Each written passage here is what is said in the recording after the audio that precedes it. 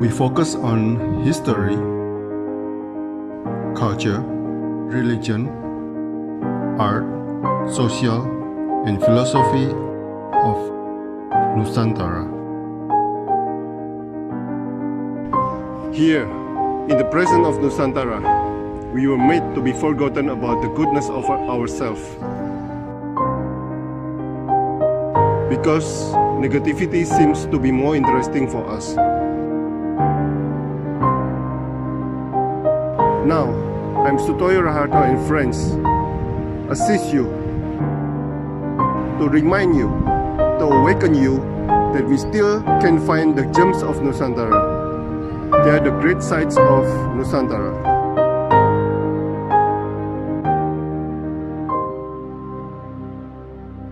Oke, selamat pagi Mas Hanom Satriola, seorang seniman, Mas. Ya, selamat pagi Pak Harto. Mas, Anda menulis Paradise Everywhere. Bagaimana menciptakan Paradise Everywhere ini, Mas? Silakan. Oke, ya sebenarnya ini jargon yang tercipta waktu saya SMA, jadi 10 tahun lalu lah kira-kira. Sebenarnya hanya mulainya tuh dari kenaifan anak muda lah biasa, yang kalau mengalami kesedihan, kecewa, punya harapan yang tidak sesuai keinginannya, punya misalnya bergantung sama seseorang, bergantung sama suatu hal tapi tidak sesuai ekspektasinya, kadang frustasi, sedih, berlarut-larut lah. Terus akhirnya ya saya bertanya-tanya kenapa harus berlarut-larut gitu. Apa obatnya apa? Kenapa sedih ini harus selalu ada? Gitu. Obatnya apa? Obatnya apa? Ternyata semua jawabannya tuh ada di pikiran, ada di mindset yang saya berpikir, oh ini nggak bisa gini terus. Cara berpikirnya harus dirubah, bukan masalahnya yang harus dihindari atau masalah yang harus dirubah, tapi pikirannya yang harus dirubah ya. Saya akhirnya punya berpikir waktu itu kalau kebahagiaan atau kesenangan itu tuh sebenarnya bisa kita dapat di mana aja dan kapan aja gitu. Bahkan bisa kita buat sendiri, kita hadirkan sendiri tanpa harus bergantung sama orang lain atau bergantung sama suatu hal, kerjaan, barang atau lain-lain lah. Jadi Paradise Everywhere itu ya bahagia yang bisa kita hadirkan sendiri, ciptakan sendiri, di mana aja, kapan aja, sama siapa aja, gitu Pak. Luar biasa, luar biasa. Nah, matahari pernah tenggelam, tapi esok ia muncul lagi. Ini hal yang biasa sekali, semua orang tahu. Tapi apa yang spesial tentang kalimat yang simpel ini, Mas? Silakan. Jadi ya masih apa ya? Sebenarnya masih satu konteks sama Paradise Everywhere. Tapi ini lebih ya sudah kalau memang ada kebahagiaan atau kesedihan hari ini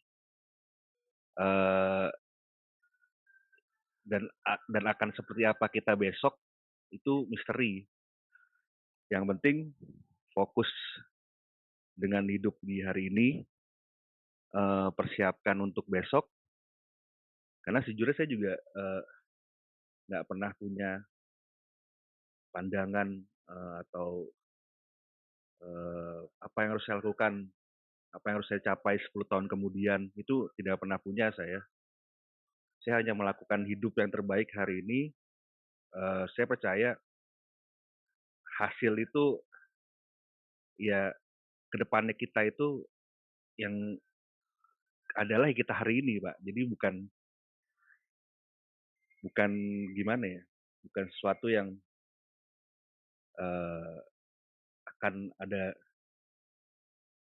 mujizat. Perubahan, ya mukjizat. Tapi ya kita hari ini, kita di masa depan adalah kita hari ini. Jadi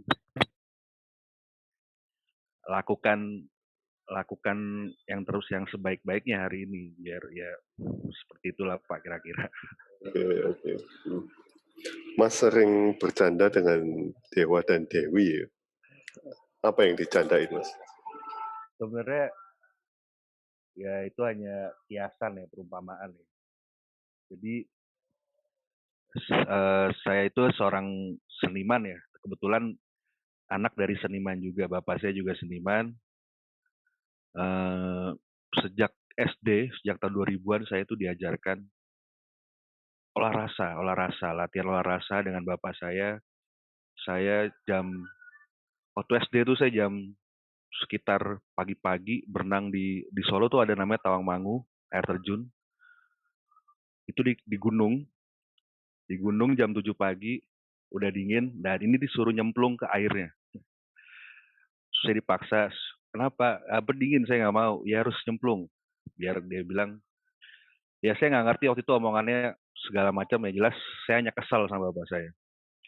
Tapi begitu saya dewasa sering diajak seperti itu. Jadi nggak hanya sekedar nyemplung ke pagi-pagi ke air terjun itu, tapi juga tengah malam ke sendang-sendang atau eh, puasa Senin Kemis tirakat. Jadi seperti itu. Jadi bapak saya mengajarkan tentang olah rasa. Bagi seniman, merasakan keadaan sekitar itu penting. Dan bagaimana kita harus terbiasa dengan keadaan tersebut, menerimanya jadi bagian dari tubuh kita. Eh, Ya kira-kira seperti itu, Pak. Jadi bercanda Paradewa itu sebenarnya hiasan. Jadi saya hanya ingin mengolah rasa yang pendekatannya itu ke alam. Saya bisa ke pantai, saya bisa ke gunung, saya bisa ke goa, sendang-sendang, mata air terjun, alam, intinya semua pencarian ke sana. Gitu, Pak. Oke, oke, oke. Balik ke alam. Iya. Nah, di suatu video musik, Mas menulis Swarna Dipa atau The Golden Island atau Pulau Emas. Apa yang Mas impikan, Mas? Apakah sudah merasakan hidup di Swarna Dipa ini? Silakan. Sebenarnya Swana Dwipa itu grup musik saya. Oh, oke. Iya. Grup eh, Oke. grup grup grup musik etnis yang personilnya mayoritas dari Pulau Sumatera. Ada yang dari Medan, ada yang dari Padang, Lampung, dan sebagainya lah. Nah, kebetulan saya juga tergabung, tapi ada 2 orang selain orang Sumatera di grup itu, yaitu saya dan teman saya orang Jawa Barat, orang Sunda. Jadi kita membawakan apa ya, kultur etnik masing-masing dari daerah masing-masing, yang akhirnya alat musik daerah masing-masing yang akhirnya kalau dikomunikasikan dengan baik itu akan tercipta harmoni yang indah juga, Pak. Jadi semua perbedaan tuh bisa dikomunikasikan dengan baik biar menjadi suatu keharmonisan yang enak didengar. Kalau kalau rasanya ya ini kita sebenarnya tidak hanya Swana Dwipa ya, Pak, Nusantara deh, kita berbicara Nusantara. Yang bagian juga dari semesta gitu. Kembali lagi, saya sebagai seorang seniman sekaligus akademisi. Saya kebetulan lagi S2 sekarang di salah satu institut seni. Seniman-seniman muda itu kadang sekarang itu bukan kadang ya, memang didikan ya, mencari sumber untuk penelitian itu rata-rata ya hanya dari narasumber, dari literasi, dari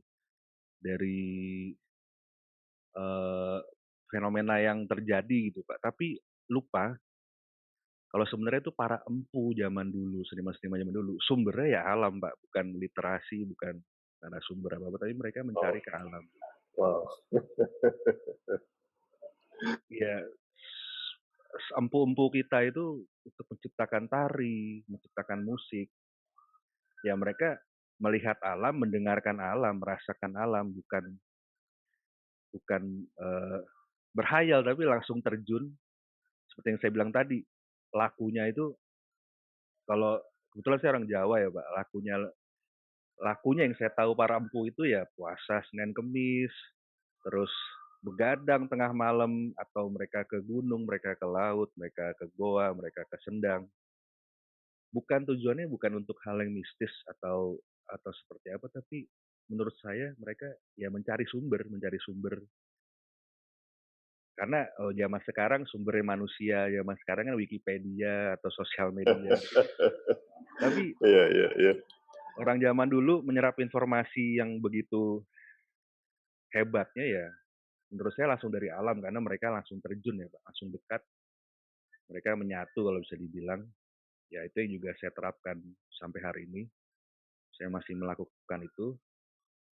Eh, ya, ya saya sangat bersyukur sekali bisa menjadi bagian keturunan apa ya, bangsa yang dulunya sangat dekat dengan alam. Akhirnya gen itu ada di dalam saya dan saya masih meneruskan sampai hari ini.